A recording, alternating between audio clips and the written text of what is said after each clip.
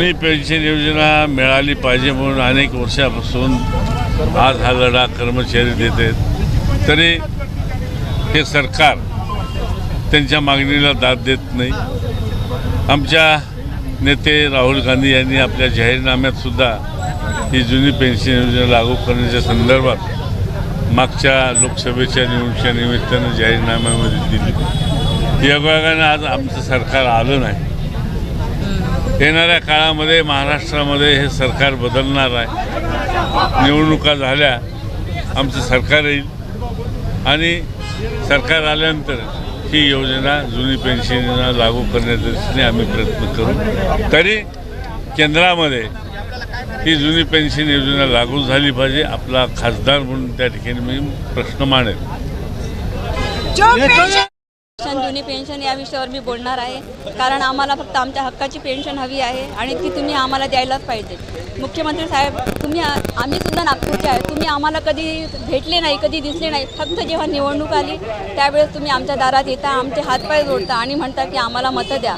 तर आम्ही म्हणतो ठीक आहे, तुम्ही आम्हाला मतं दिले तर आम्ही तुमचे सगळे कामं करणार। आणि जेव्हा वेळ आली सर, तेव्हा तुम्ही आमची पेन्शनसुद्धा आमच्यापासून हिरावून घेतली। हे बरोबर नाही आहे। तुम्ही आम्हाला आमची हक्काची पेन्शन द्यायलाच पाहिजे आणि आम्ही काही भीक मागत नाही। जे आम्ही इतके वर्ष कामं केलेली आहेत ते आम्हाला हक्काची पेन्शन पाहिजे।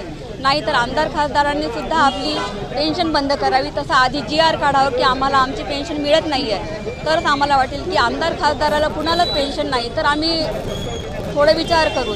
नाही तर आम्हाला लाडकी बहीण योजना नको, लाडका भाऊ योजना नको, आम्हाला हक्काची आमच्या नवऱ्याची पेन्शन पाहिजे। आम्हाला स्वतः केलेले काम त्याची पेन्शन हवी। आम्हाला तुमचे चॉकलेट नको, आम्हाला वरण भात भाजी पोळीच गोड आहे।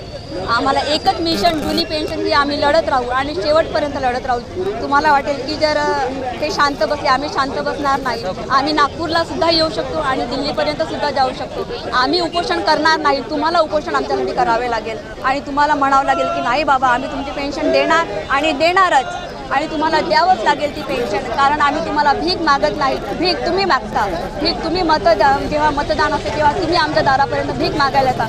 आम्ही तुमच्या दारापर्यंत कधीच आलो नाही।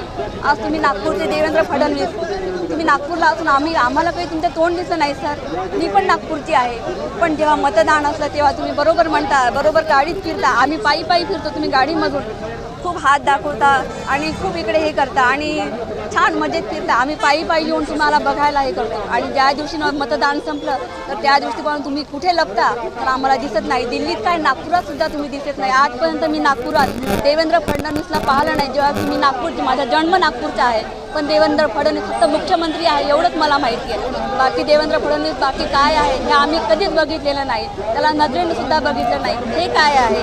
तुम्हाला वाटतं तर नारी बसून जाईल, आम्ही बसणार नाही, आम्ही उपोषण करणार नाही, आम्ही मरणार नाही, कारण आम्ही मेलो तर आमचे मुलं बाळांना कोण पोसणार? तुम्ही मेलं तर तुम्हाला भरपूर पैसा आहे, तुमच्याकडे पैसा असल्यामुळे तुमचे मुलं बाळं जगतील। आमचे मुलं बाळं आम्ही रस्त्यावर आणणार नाही। आम्हाला आमची हक्काची पेन्शन पाहिजे। तुमचे चॉकलेट नको, तुमची लाडकी बहीण नको किंवा लाडका भाऊ नको, आम्हाला कुठलीच योजना नको। आम्हाला फक्त आमच्या हक्काची पेन्शन पाहिजे आणि ते तुम्हाला द्यावं लागणार म्हणजे द्यावंच लागणार। तुम्ही काहीही केलं तर आम्ही शांत बसणार नाही। एकच मिशन जुनी पेन्शन, आम्हाला BJP सरकार नको म्हणजे नकोच।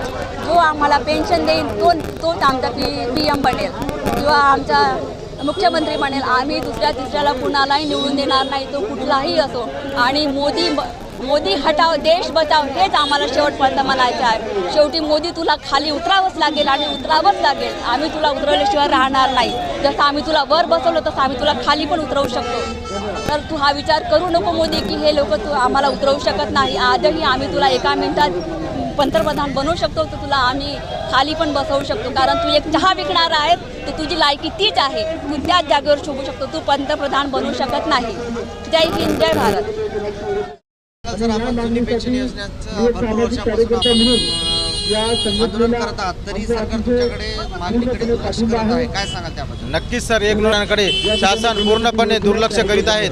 ही गोष्ट नक्कीच लोकशाहीसाठी आणि मानवतेसाठी समान काम समान वेतन यासाठी नक्कीच धोकादायक आहे। त्यामुळं आज संपूर्ण महाराष्ट्रभर आतापर्यंत संघटनेच्या वतीनं विविध आंदोलनं केल्याचं आपल्याला पाहायला मिळते. मुंडन मोर्चा लाखोच्या संख्येने मोर्चे काढलेले आहेत. आता शेवटचा पर्याय म्हणून महाराष्ट्रातील सर्व विभागाचे कर्मचारी मोठ्या प्रमाणात वोट फॉर OPS म्हणजे जो देईल पेन्शन त्यालाच आम्ही देऊ मतदान, वोट फॉर OPS अशा प्रकारची योजना राबवणार आहेत. आणि आम्ही आमच्या कुटुंबाचं, आमच्या परिवाराचं, आमच्या मित्रमंडळीचं देखील मतदान सरकारविरोधी नक्कीच करू.